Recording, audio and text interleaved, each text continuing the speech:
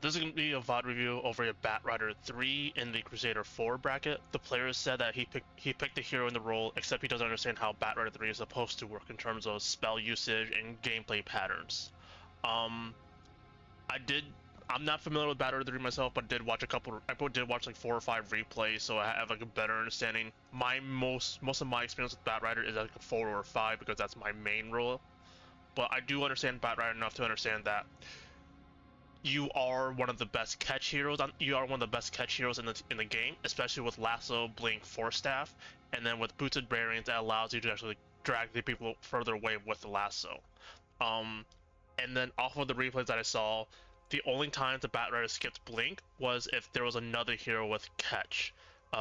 Based on your draft here, Drow, Sniper, Jakiro, Silencer, you are the catch for your team, and therefore this screams Blink Dagger game for me. So I'm not surprised that you kind of got steamrolled 61 to 31 here, just because there is no Blink Dagger in your build. But beyond that, we can take a look at your laning. Beyond that, we can take a look at their laning as well as like what can be touched up on the early and mid game. Player. 30 seconds to battle. Now the battle begins. Jax has been waiting all day for this. Oh, you have a silencer for, okay.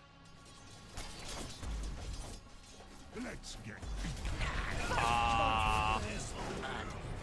so you got hooked immediately.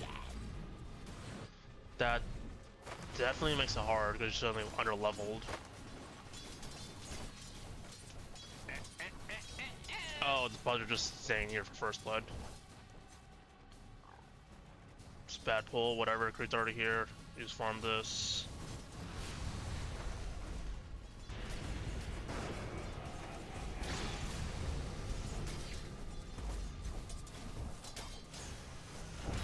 I see at this point you have the wand and the wand. You have the stick and then the wand recipe on quick buy. Because you're against a Skywrath mage, you should be buying the wand. You should be buying the stick immediately because he's just gonna be spamming spells. And the faster you can get the stick out, the faster you're gonna be getting charges, and you can actually heal up. You get that burst heal. Yeah, like in my opinion here, you can just send your items out now because. Yeah, you can probably just send your items out now because then you just have like the bracer there and then the stick there. Like, you don't really need to wait another 100, 120 gold just to be able to use your extra branch down here. mission top.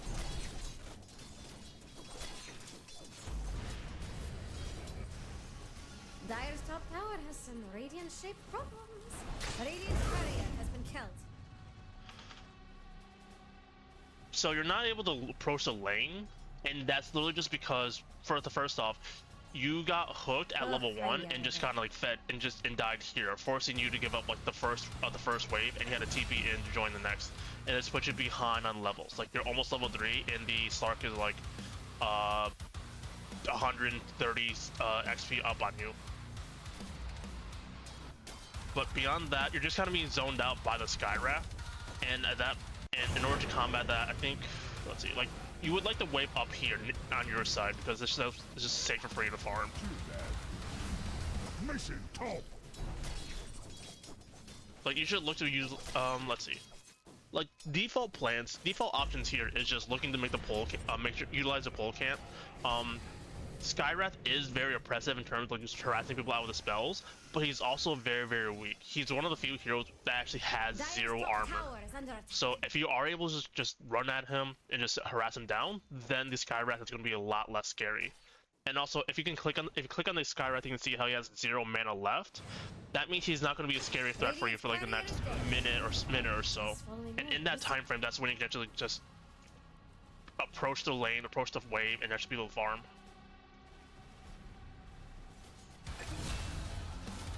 And then also just utilizing the creep aggro, pull it towards your range creep so it's easier, so it's safe for you to farm. This is good. You stick.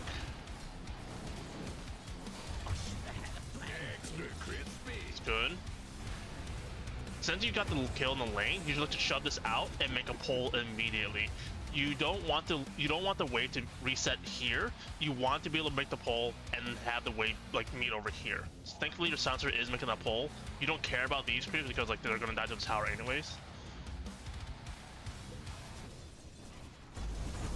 It's fine.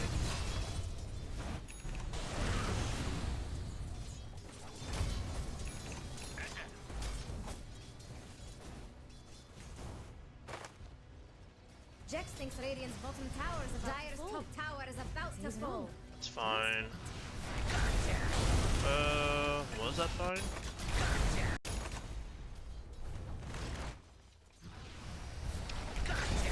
Okay.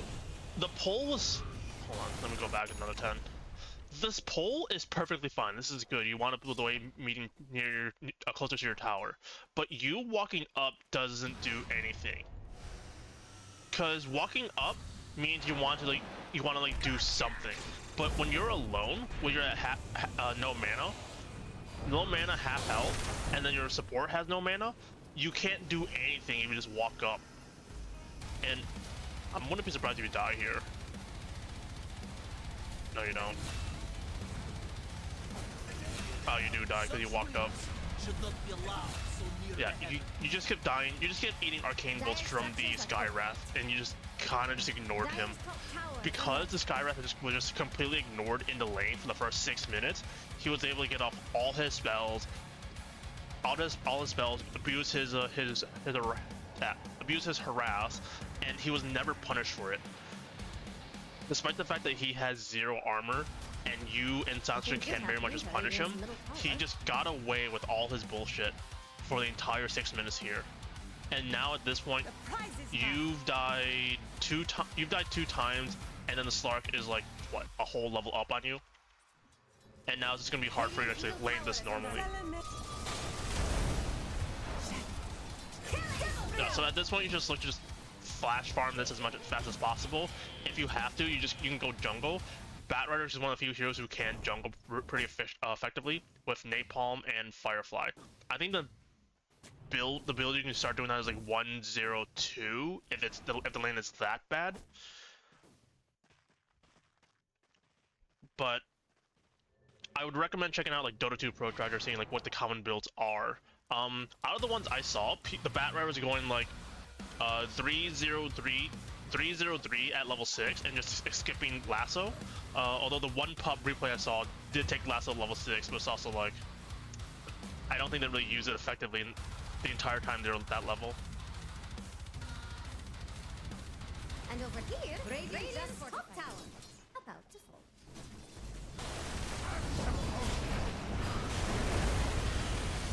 You've gotten hit by hook 3 times. 3 out of 4 hooks that are thrown at you have all landed. The second hook here, I think it was here, was kind of just lucky that not this one. Was kind of just lucky that the Pudge missed. But if you're playing against a Pudge, you need to be constantly stutter stepping to make sure to be able to dodge the hook. Because how a Pudge player works is that he's trying to predict where you're running, and that makes it easier for him to land the meat hook. If you run in a straight line like you are here, it's so easy for him to just land that hook.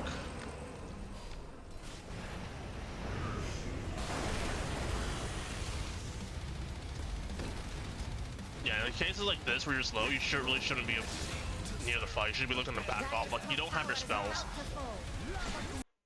You don't have flame break.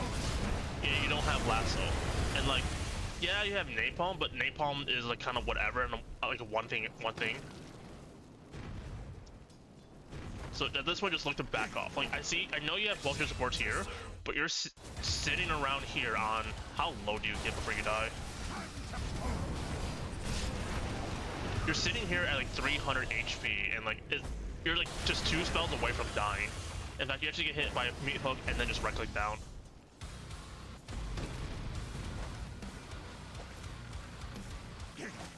Yeah, see.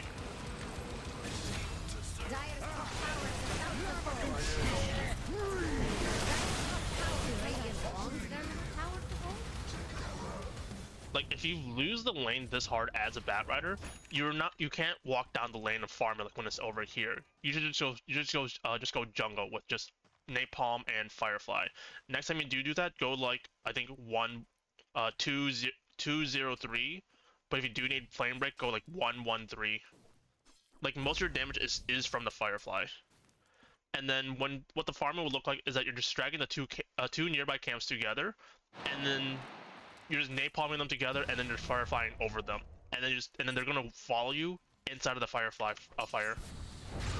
Radiant's middle tower has fallen.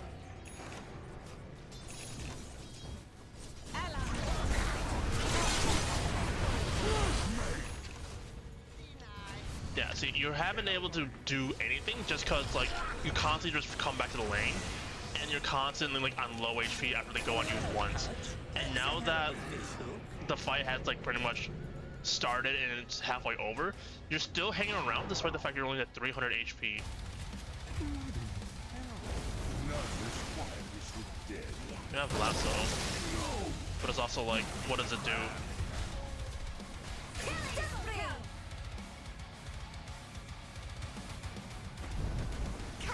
Yes, this is exactly what you should be doing.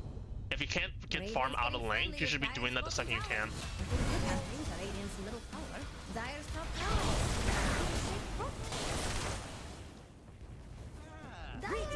Probably just fall into some common builds, which is Bearing Rush. The prize is mine. Well, you should just keep farming. Nice.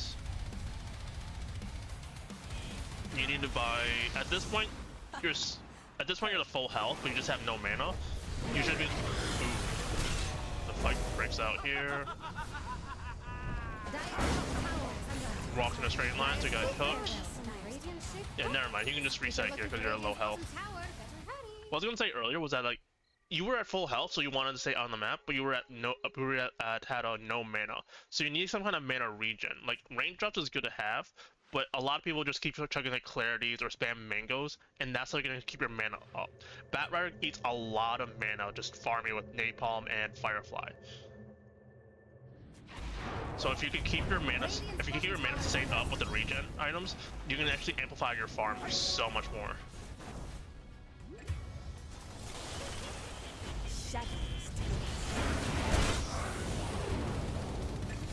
Sucks.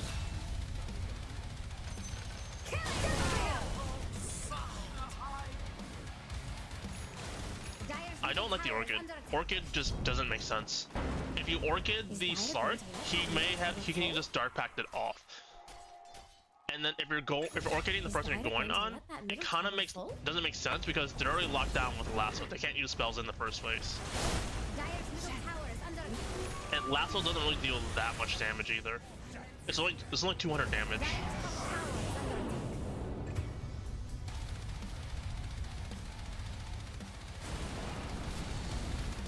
The Bearing. But very much would like to see you just farming. Radiant's bottom tower is under attack. Look at Dire's bottom tower, Jack. Is Dire going to let that minion extend from Radiant? Everyone's down here.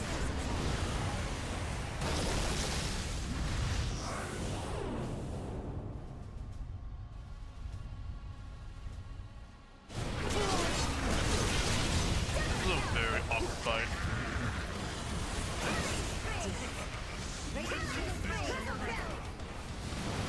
So, based on the Orchid, it kind of looks like you're trying to turn your Batrider into like a right clicker, but I don't think right click Batrider has been a thing ever since like last patch, and that's where he went like Parasma and was able to use like his innate to that bonus damage. And there goes Dire's bottom tower. Look at Dire's bottom tower, just fortified. But like, I do see what you mean by like you just don't understand when to use your spells or how to use your spells. For the most part, your biggest team fight spell is just going to be Flame Break. You're utilizing this for the knockback specifically. If you don't have your Flame Break, then you're not really wanting to be too close to the fight because, well, then you're gonna get gone on and you aren't able to use your spells. Batrider may be one of the few heroes who actually had the free way to just like approach the fight from any angle. Let me go back here so I have an example. Dyer's middle tower is having a bad day. You guys die here. In that, with Firefly, he can just fly over the trees and just beeline for whoever he wants to lasso. If you just walk in like this and just stay in the middle like this, you're not able to take advantage of your Firefly. You're suddenly losing your biggest strength of being approached the fight from any direction, or from any angle, and you're just playing the game. And you could just put any hero in this position and have the same impact. And then because you're kind of like caught out here, you can't use your lasso at all.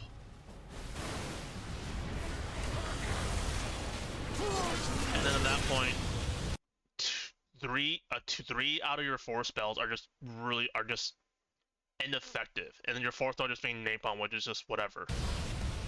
Like I would recommend watching some of the Batrider clips off of a Dota 2, Batrider games off of Dota 2 Protractor, just a better idea of like how to actually better approach like everything. Like in my mind, napalm is great if you can just like throw a stack on whoever like the fight and just throw it from range, but it's still not like enough to turn a fight. Like I don't think it lowers armor. Yeah, it's just movement. It's just movement and turn rank speed.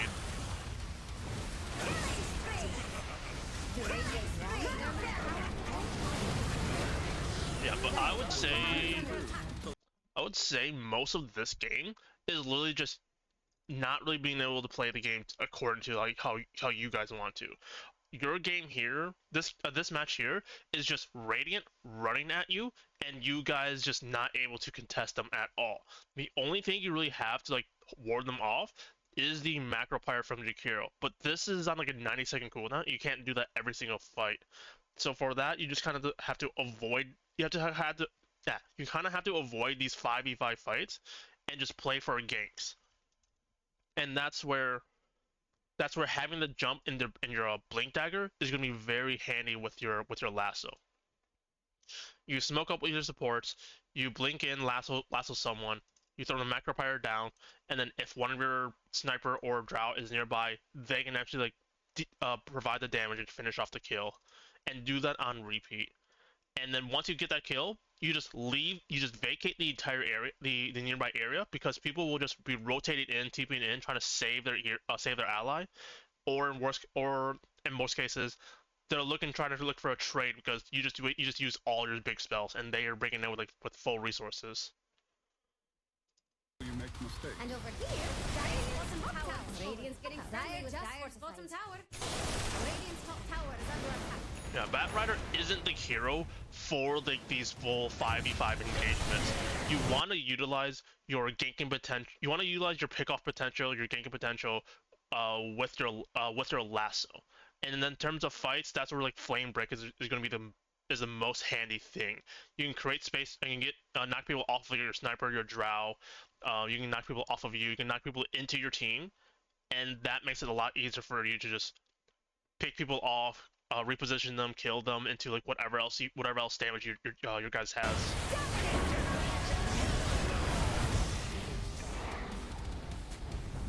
Yeah, like this fight. Oh no, your sniper and drow died, but like that was a good follow up. Now I'm gonna watch like one more fight because like at this point I'm just seeing 5 people run into 5 people, and then your team just doesn't.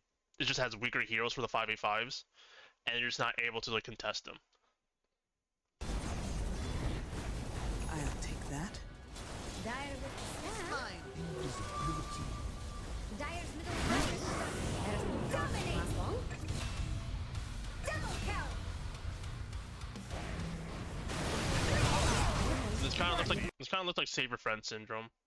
Save Your Friend syndrome is like just like the dub thing for like when one of your teammates dies, you guys are running in trying to save your teammates, but he dies, and then you die, and the rest of your team is coming in. So you guys kind of chain feed while you guys run in one by one. And this fight, even though I'm like at 1.5, 2 times speed, looks like nothing really happened except for you guys dying one by one. Like, let's just go back to here.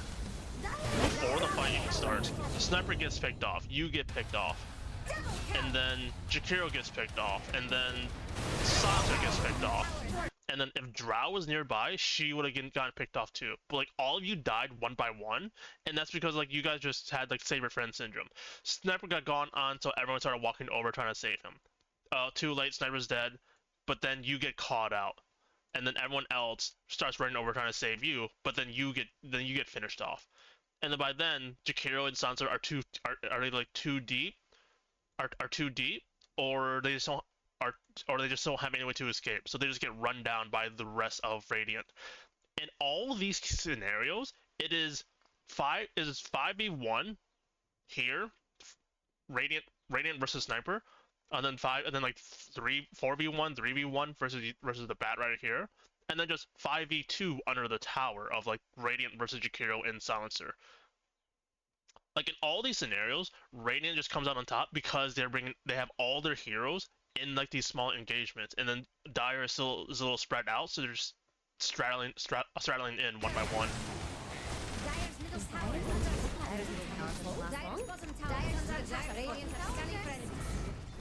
Yeah, I would wager this game is literally just gameplay issue. That you don't have a 5v5 lineup. You don't have a 5v5 lineup. You don't have a 5v5 hero. If you are looking to actually provide like if you actually want to like learn how to approach team fights, you are not like the main team fighting hero. You're relying on like the rest of your picks to actually help you with the fight. Most of the replays I saw had like a Spirit Breaker 4, and Spirit Breaker is like the perfect example of a hero who can actually like start team fights, cause chaos in the team fights, make it a lot easier for a Batrider to throw all his stuff into it. And that if you had like a Spirit Breaker, if you had like another hero with catch, you don't need to go Blink Dagger after your bearings. You don't need to go Blink Dagger after like you don't need to go Blink Dagger like second or third or fourth item. But because you are the only catch on your team, you need to get Blink Dagger. You need to get Blink Dagger fast, and then that's when your team can actually start going for kills, going for ganks. And then it's off of those ganks where you can like flip the table on its head and turn them into the and then give them Save Your Friend syndrome. You kill one hero and then they TP them in, and then if it's just one person there, you can kill them. But if they bring everyone, then you can leave. You force all the heroes to rotate to you. You force all the heroes to rotate to you if you kill someone, and then you guys can spread out, take the farm, and then all of the enemy team is just stuck to one area because they rotated in. Like that's a little higher skill level strategy, but like hopefully you understand like what I'm trying to get at, because like it doesn't happen in this game, so it's hard to really show what it's like. But yeah, my main takeaway for this is literally just to be a broken record, is that for a Batrider, even for Batrider 3, look across your draft. If you don't have catch, you are the catch. And even if you already have catch, it doesn't hurt to have follow-up catch. Your team fight is relatively weak outside of like Flame Break, and like Napalm is good because it slows people down, but like when they're steamrolling you like this, you can't get that many Napalms out, so you want to like play safe. You want to look for ganks. You want to look for ganks like small skirmishes where you outnumber the enemy, like 3v1, 3v2, stuff like that, and you just want to get that pick off fast and simple. In games like this where you just don't really have a front line because none of you want a front line, you have to play very, very nimble.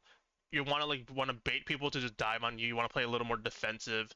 And you want to be able to just immediately leave the fight if the fight ever looks bad. And in this case, well, the fact that Tide Hunter has Ravage, that's just the easiest way to know when the fight just looks bad.